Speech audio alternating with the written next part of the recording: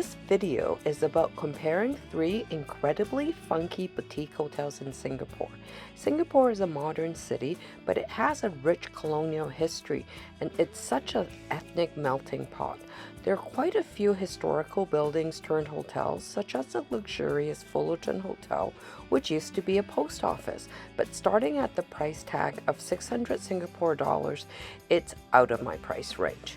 Instead, on my recent trip to Singapore, I stayed at 3 unique boutique hotels, the Serangoon House, the Vagabond Club, and the Maxwell Reserve. All the hotels are under the Marriott umbrella, while the Maxwell is a slightly more high-end autograph property. The Serangoon and the Vagabond are in the lower-ranked tribute group. These 3 hotels are owned by a Sikh Indian family, the Marriott Group. This is important to know as the decor and theme of these hotels really connect with the owner's family heritage. Now, there are guests irked by the portraits of the hotel owners playing polo through the generations and the many photos that are clearly taken by the owner on his world travels. But there are also museum quality heirlooms as well. So if you end up in one of these hotels without knowing how unique they are, you may be surprised. These 3 hotels do not particularly have high ratings, which I personally think is unjustified. If you know what you're getting into, they are an incredible stay. My daughter and I loved our trip where we got to spend time enjoying these hotels. All 3 hotels are creations of the French interior designer Jacques Garcia, who is famous for his exquisite and ornate hotels in Europe. But in smaller Singapore properties, Garcia's over-the-top decor can seem out of place and a bit overwhelming. Staying at boutique hotels, though, can add an extra element of adventure in traveling. I guess I can imagine what the Marina Bay Sands observation deck would look like, but I would have never imagined chair upholstery could be made from Sikh battalion uniforms. In terms of location, the Maxwell Reserve clearly has the best location. It's in the central business district near Chinatown, which has great restaurants and landmarks, but nothing is as great as the Maxwell Center, arguably the best hawker food court in Singapore. It's right across the street. Everything of interest is within a city rental bike ride, such as the Clarke Quay, which we rode to and had a lot of fun. And the Marina District is just a short grab ride. Chinatown is within walking distance, and the Maxwell MRT station is right there. The Serangoon House is next, and although it's not as central located, it is across the street from the Farrer Park MRT station, and it's smack in the middle of Little India with great shops, eateries, and malls to buy essentials. Now, last on my list is the Vagabond Club, which is technically in the middle of everything, but it's not close to anything. It's about a 10-minute walk to the Indian or the Arabic district, but it's not close to public transportation. There's also nothing much appealing on the streets outside the hotel either. All the rooms are small, so the Serangoon House takes the top spot because it has the canopy bed. Within that small space, you have an extra bed, so if there are 2 people staying in the room, you'll have more privacy. The decor is ornate and fun, plus we also had a normal window, which the other rooms didn't have. This is a queen-sized bed, 1 category above the basic category, which would have been a twin canopy. The Maxwell Reserve takes the 2nd spot because the mattress here was of a higher quality, like the Marriott brand Heavenly Beds. This was the major difference between the rooms. The bathrobes and the amenities were slightly nicer, like the toothbrush had more bristles.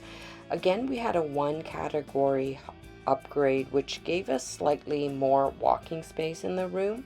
The bathrooms were basically the same in all the hotels, with showers only, no bathtubs, and square toilet seats. But we had to walk up one flight of stairs to our room, and still we only had a skylight and not a window here. And last, we have the Vagabond Club again. The room here was also small. Personally, I love the folding screen bathroom door, but not everyone will. Like all the rooms, they had bathrobes, a lower end Nespresso coffee machine, a fridge, plenty of universal outlets, so the amenities were fine, but the walls were thin, the family photos in the room were a bit odd, and the shared courtyard just doesn't work. We won't be staying here again. This was also a one category upgrade from the basic room. When it comes to food and beverage, Maxwell Reserve again takes the top spot. There are multiple restaurants on the premise, including the Officer's Mess Polo Bar, a really highly rated steakhouse, and the Isabel Bar, which is a cozy lounge which has a popular afternoon tea set. My daughter and I suspect the bland appetizers at the other hotels were made at the Polo Bar and then transported frozen. It may have been interesting to order the beef at the Maxwell to see whether it might have been different, freshly made. The main restaurant, the Cultivate Cafe, is a vegan restaurant, and it was amazing.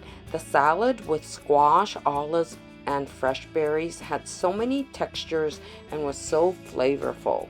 The Indian appetizers from their Shikar restaurant was varied and freshly made, as were their breakfast entrees. The Marriott Executive Lounge alcohol options were the same at all the hotels, but here we could have 3 appies and 3 alcoholic drinks. And don't get me started on the free flow cold pressed juices. I think I had 6 of them. Food at the Serangoon House was also really good.